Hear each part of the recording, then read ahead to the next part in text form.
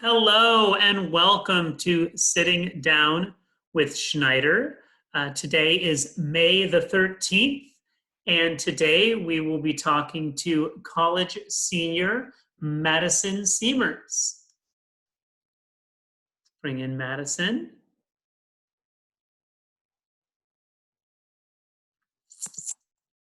Hello. Yes, there she is. Can you hear me? Got you on video and audio. We're looking good. How are you? I'm doing okay. Doing okay. Yeah, Yeah. right on. It is so cool to see you. Yeah, it's good to see you too. Last time I saw you was at your brother's Jeopardy birthday party. Oh, yes. Yes, that was fun. That Creative was fun. Siemers game. Yes. Total Siemers maneuver. Hey, Maddie, before we move on, are you okay with me recording this and uploading it onto YouTube? Yeah, absolutely. Absolutely. Excellent, excellent. So, Madison, before we move on with any other questions, you want to tell us a little bit about yourself, what you're involved in, who you are, where you're going to school, stuff like that? Sure. I grew up in Brentwood, and my family is still all there, but I live in Santa Cruz, and I am currently in my last quarter as an undergraduate at UC Santa Cruz, and I'm about to get my Bachelor of Arts in Feminist Studies with an emphasis in culture, power, and representation. Yeah, and then I also work at the Women's Center on campus. So I'm doing that as well. Still in the Still, yeah. Are you so like that would be my next question? How are you holding up?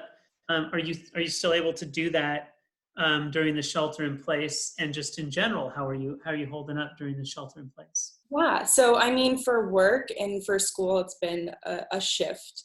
Um, Before coronavirus happened, I was pretty heavily involved with the graduate strike that you might have heard about on the news. Mm-hmm. And so our campus was already kind of accustomed to Zoom because Right. that's how we were learning already. So that adjustment was already happening. And so I'm pretty comfortable with Zoom classes. And then for work, that's been a little different because so our Women's Center puts on events for students. Like that's our job. We do like workshops and meals and all sorts of stuff. It's like event planning kind of. And we've had to get very creative how to do that virtually. So we like started book clubs, and like my project right now is like collecting an art archive for the students to like give to the community. So yeah, that's kind of what I'm doing there. Keeping busy, but in a different way. Now, um, I don't know if you're in charge of it, but the link you had to that parent support hub, is that something that is through you guys, or it's something that I saw? I don't know. I was just kind of fiddling around on Facebook or something, and said I think it was something that you um, were just making it known that if parents needed any assistance or whatever, they could reach I out mean, to you. we've had a lot of resources, and like I'm not on it, but one of my team members has made like a lot of resources. I'm kind of confused on what post that would be. I've posted a lot in the last few weeks just because what else is there to do? Well, and it's Yeah. it's I think it's probably one of many that you're reaching out to families, people that need support in this crazy time. So, like you're Yeah. saying, it's one of those spokes that you're reaching out, and I Yeah. just wanted to. Yeah. Oh, sorry, go ahead. Go No, no, ahead. please continue.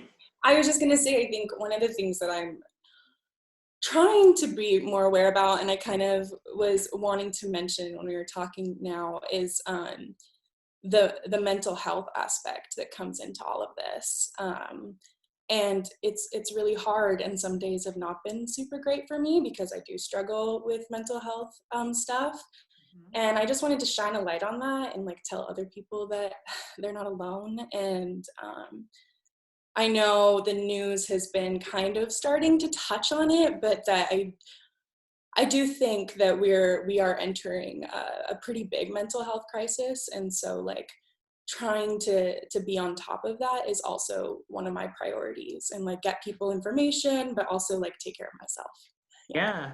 No, I appreciate you opening up about that and mentioning that. I agree. You know, obviously there's the piece of trying to isolate and limit our exposure to the, you know, Definitely. the virus, obviously. Yeah. But um, being in isolation, depending on your situation, like you said, there can be a number of effects that that can have. So you mentioned, um, uh, you know, yourself, and that there are things that you struggle with. So in this time of isolation, have you found there are some things that have helped you when you do start to feel a little bit upset? Have you picked up any new like hobbies of any kind?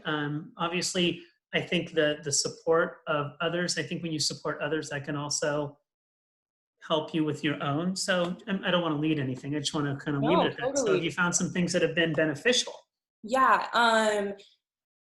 Yes, well, I already am very open that I see a therapist weekly, so I am still able to do that virtually, and that's been a really good check-in for me. I also know that she told me that a lot of health insurance providers are waiving copays, and so that's something that I think people can do, and what I've been doing, because that's just essential to me Right. for this kind of environment. And then um, for hobbies, you know, I've been really creative this whole time. I've done a lot of hands-on projects. I like built a dresser out of like cardboard and scrap wood I had because I needed to do something. And then, yeah, I guess like journaling, I try to make it a point to reach out to someone every day that I like don't usually talk to, who's not in like my regular daily circle. So that's been really good. Yeah.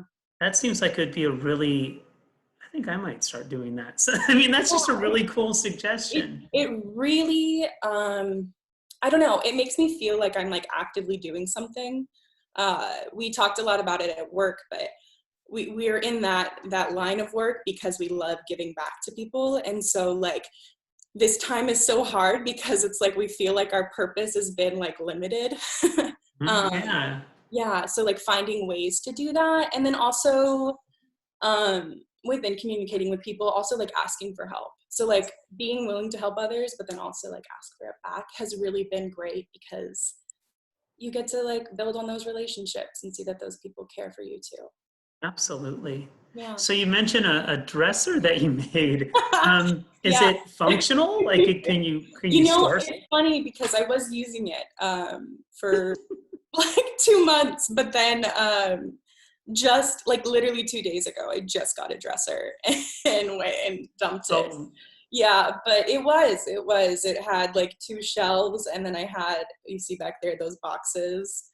I had those all put in there. So yeah. it's like OM all over again. Oh my Oh gosh. yeah, no, I definitely thought about that.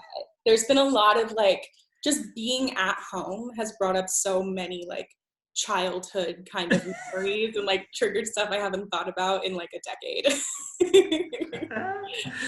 um, so obviously this is not the way you'd hoped. You know, I don't mean to bum you out, but the last quarter, you Yeah. know, of your college uh, stint as far as your undergrad stuff, right? You know, so um, how have the online classes been going? Are you getting through them okay? Any struggles with that, or is it like, hey, it's going to take me home just fine? And Yeah, I think there's been pros and cons. I kind of thrive a little bit more with being able to touch base like on email first and not have to go like straight in-person contact. So that's been really great for me. And so in that way, I feel like I'm doing better with classes.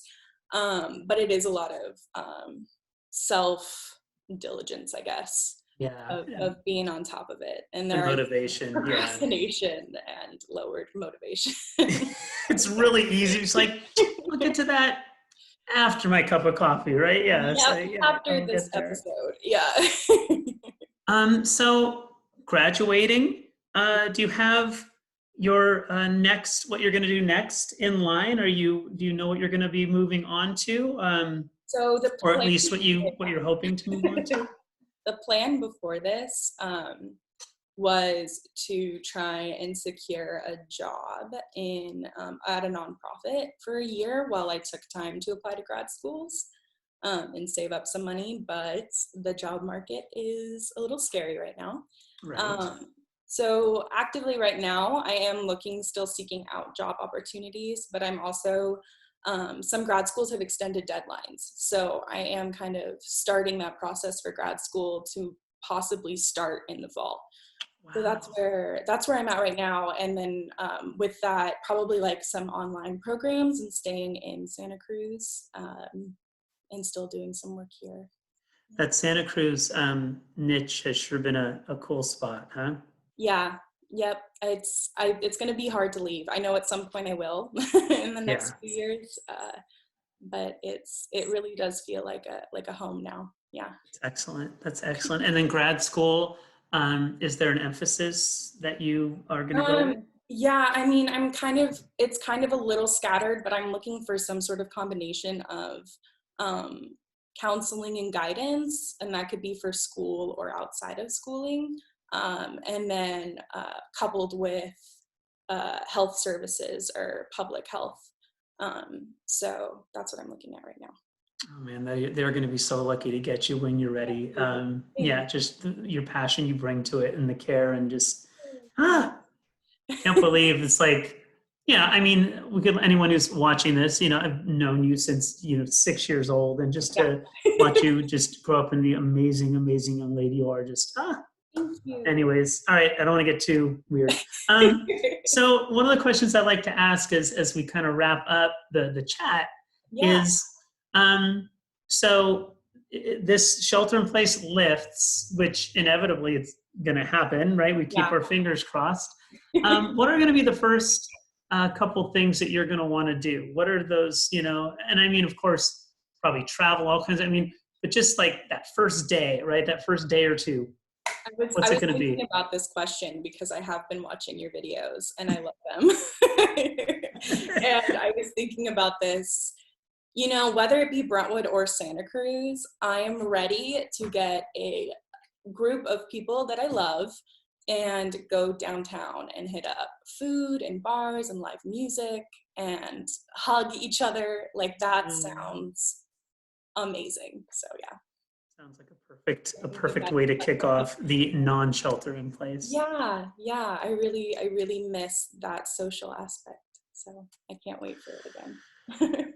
Well, Maddie, I just think that the people you're supporting and the people who are supporting you, it's just amazing to know that network exists. And thank you for sitting down and talking so candidly about it and just giving me your time today. I really, really appreciate it. Yeah, thank you for inviting me to do this. Absolutely. It's really great. Yeah. Absolutely. All right. Well, I'm gonna hit stop on the recording, but just hang out for a quick sec, okay? Sounds good. So, okay. All right. So we're officially gonna say bye for now. All right. So thank you, Maddie, for sitting down.